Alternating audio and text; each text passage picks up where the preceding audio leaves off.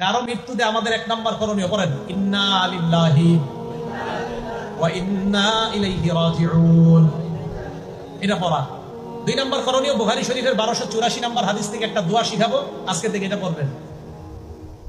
নবীজির কন্যা মানে নবীজির এক নাতি মারা যায়, মারা যাওয়ার পর মারা যাবে অবস্থা নবীর কন্যা আল্লাহ নবীর কাছে সংবাদ পাঠাইলেন, আব্বা ইন্না ইবনানি কুবিজ, আব্বা আমার ছেলেটা মুমূর্ষু অবস্থায় আছে, মারা যাবে অবস্থা, আব্বা মেহেরবানি করে আমাদের বাসায় একটু আসেন।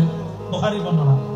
নবীজি জবাব পাঠায়া দিলেন, যাও আমার কন্যাকে সালাম দিবা, সালাম দিয়ে বলবা, পড়েন ইন্না লিল্লাহ, ইন্না টান দিয়ে না, বলেন ইন্না লিল্লাহ মা আখাযা ওয়া লাহু মা আ'তা।